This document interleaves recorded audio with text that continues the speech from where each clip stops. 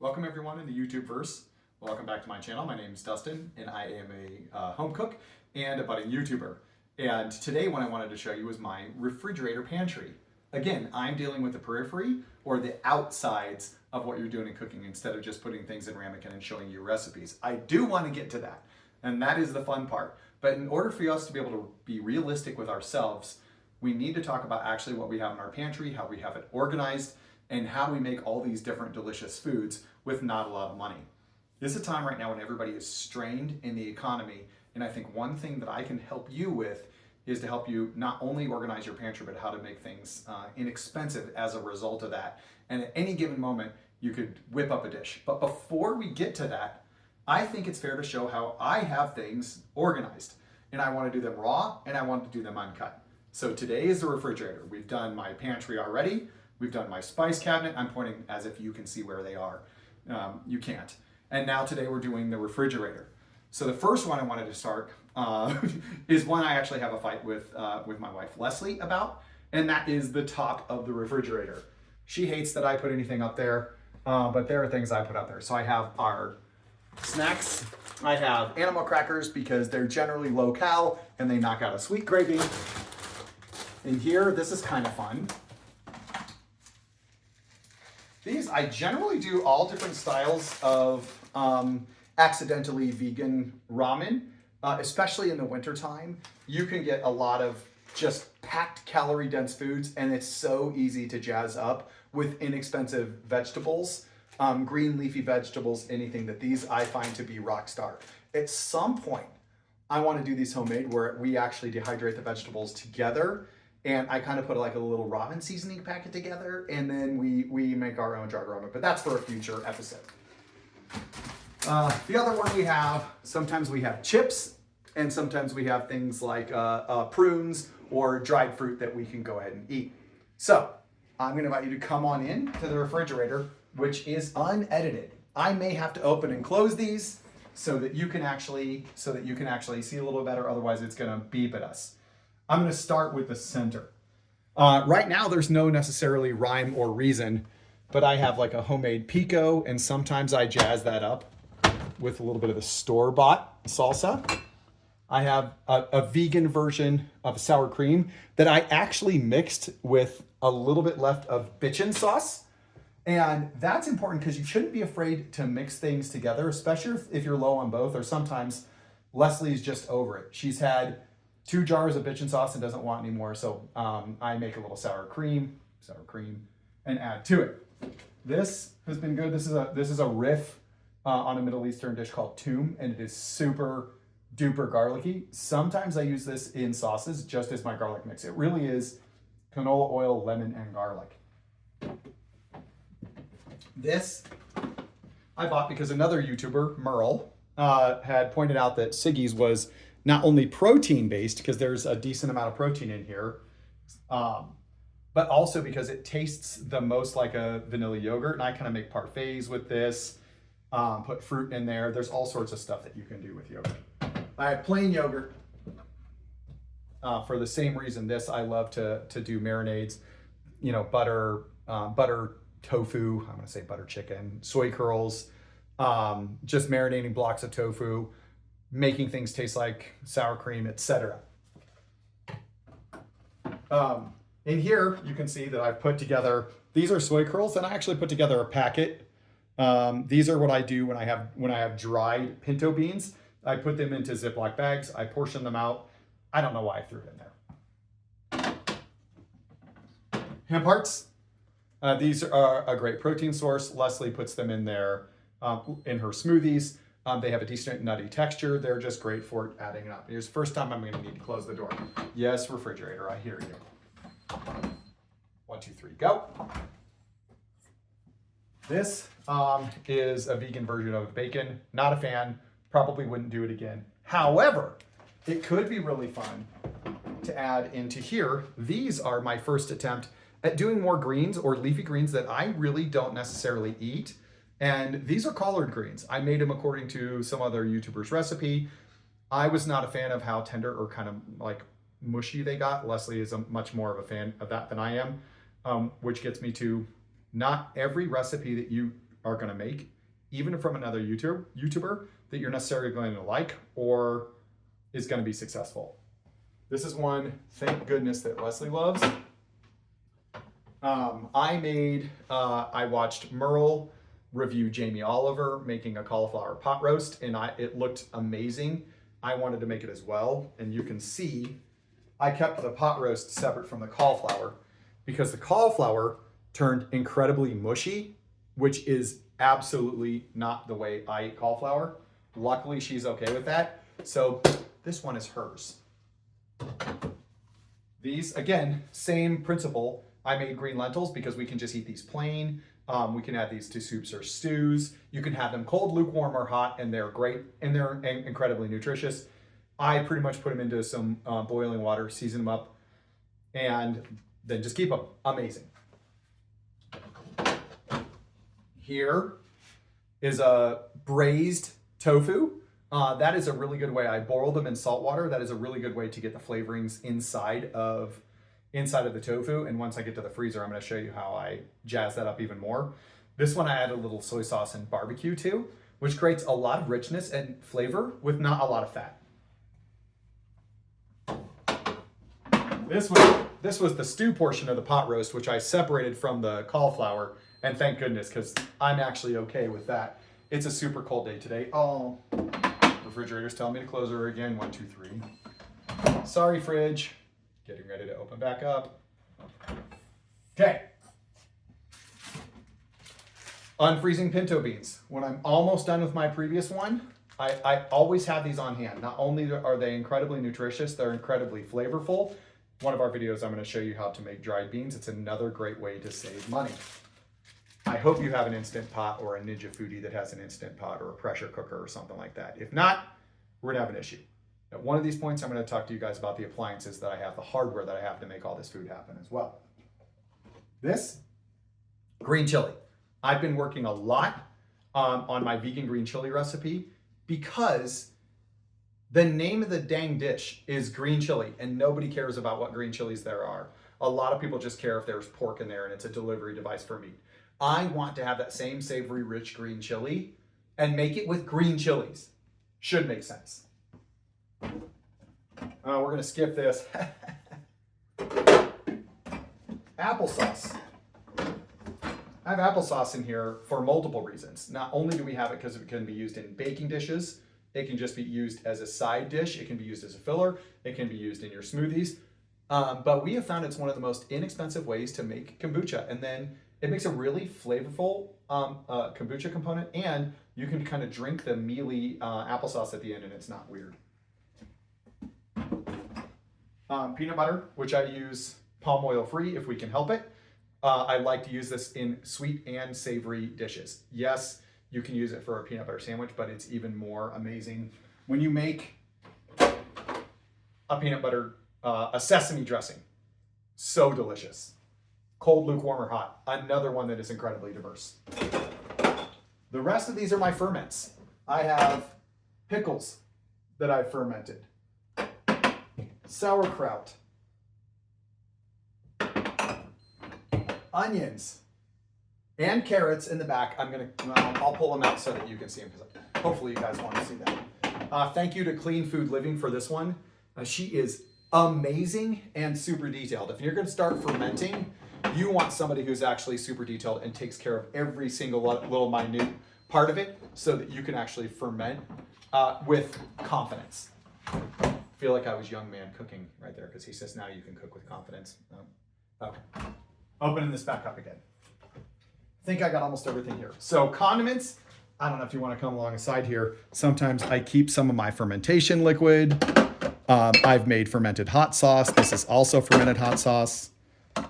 This is what happens when I mix different styles of mustard together. I mixed Dijon mustard with Meili mustard caviar and a spicy brown mustard. Why? Because it's delicious. This, believe it or not, is Taco Bell hot sauce that sometimes I get in packets and keep it. Yes, I told you guys that I'm cheap. This is a hot sauce ferment. Also delicious. If you just want to marinate tofu in that, it would be amazing. This I have 2 jars of. is a sweet and sour sauce I made because I had a can of pineapple that was just sitting there forever. I would do this with fresh or canned pineapple that you make a sweet and sour sauce out of that is absolutely amazing and will stay indefinitely. On this side, if you can come over here, a few more staples. This used to be a jar, probably of mustard or a vegan mayo that I turned into a dressing. The vegan version of a Worcestershire sauce. I've got, I don't know what this is. No, I don't know why that's in there. Plus they probably put them in there. I've got different, this is like a Korean black bean paste. Ginger. This I bought because it said that in one of the recipes I was watching to make mapo tofu, which is absolutely delicious. I've got yeast for making breads. I'm gonna do a whole thing on yeast, those little guys. You gotta have different styles of sriracha. I love both of these. These are so great add-on to anything. It's an umami bomb, it's spicy. As somebody who's plant-based, I don't know why, but my heat tolerance has increased. Yes, fridge, I hear you. Date syrup, which we used to make kombucha out of, but it kind of got expensive. Maple syrup, which again, I'm getting in bulk or I'm getting at Costco. I love to use this one. Can you guys just have a spoonful of maple syrup? Me too. I do have accidentally vegan Hershey's syrup as well. Yes, fridge, I hear you. If you guys have never done chili sauce or there's a Heinz version of it, this, oh my goodness. This is such an amazing find. This is the way ketchup used to taste. It says chili sauce. There's absolutely no chili in it. I think people in the 50s or 60s were putting it in their crock pots with chili to make, you know, that red chili that we think of today. But honestly, it's like thick, heartier ketchup. It's amazing. Definitely get yourself some of this. When it's half gone, buy another one. I have another one in my pantry. Okay, we're gonna go. I'm lucky enough to have a vegetable drawer. Oh, you know what? Sorry, everybody. Stand by. I forgot to go in here. This is where I keep my thawed tofus. It's where I keep some of our plant-based cheeses. This is where I keep tortillas. Man, it is hard to find tortillas that just have natural ingredients. I don't know what intersterinated, or I don't even know what that term is. They've gone away from saying hydrogenated and used another term. Just avoid those. If you can't read or don't know what the ingredients are, don't use them. Just get natural ones or make them yourself. I do make tortillas myself, but the problem is they actually don't wrap up very well, and I find the Trader Joe's ones to be decent. Vegan umami bomb. Okay, sorry Les. Now we can go to the vegetable drawer. So vegetable drawer. Here's the, sometimes you just have to eat a whole cucumber. I don't know why, but I listened to Alexa, who told me to keep broccoli like this. I make sure to rinse all of my vegetables in a baking soda mixture. I leave them in there for about 10 minutes, and then I thoroughly dry them. Sometimes I even spin them in my salad cooker, and that keeps them dry, and then I know there's no pesticides on them, or at least I've reduced them to a certain degree. Carrots. I don't know why this is sitting here because I have an extra carrot. Celery, so that I can, and onion I kept separate so that I can always make mirepoix. And see, I just keep these around with a little bit of dampness. And then I've got green onions, parsley, and cilantro. Leslie hates it. And I keep ginger in here. And if I'm not going to use ginger in time, you can actually freeze this and I just grate it. But I actually use a lot of ginger. Heck, you can put some ginger and lemon and just make a hot tea in the wintertime. It's just amazing for you. I've got a little pink lady apple. I can either use this in a salad or I'm just going to eat it. All right, last one. We've got our fridge. I'm not a monster fan of how this fridge is going to be done, so I'm going to do this in layers for you guys. So I've got spring rolls. These were on sale. I've got, I've got beans frozen. Somebody gave me these Light Life hot dogs. They're not as good as the Stadium Field Roast hot dogs. Those right now, I don't have the Oscar Mayer ones available to me, are the only decent ones. These are just okay. I might just put these in like baked beans. I froze some of these vegan cheeses because I just haven't been using them. I prepped breakfast burritos, which I actually cut in half. And then I use those in the morning, a half a burrito with a little bit of potato, with a little bit of those pinto beans. Makes a very hearty breakfast, and it looks like it's hugely full of stuff. I've got like a tea in here, a loose leaf tea that we use for iced tea. Here's some fun stuff. I actually saved, this is a pesto, and I made Will Young's in Young Man Cooking's chili oil, and I actually saved the mash. And if I'm making something Asian or spicy, I can use this as like an oil or like a flavor base. But when I'm growing basil all year long, the last thing I want to do is just let it rot at the end of summer. So I just make pesto and freeze it. Okay, back to it. You see I want more of my frozen beans. You're like, even these sorts of things. I have, if you have tortilla chips, just grind them up. If they're going bad or they're gonna get stale or you're just at the bottom of the crumbs and you don't know what to do, you put this in chili and anything that's like vaguely Mexican, it will thicken it. It will give it salt, and it gives it a lot of flavor.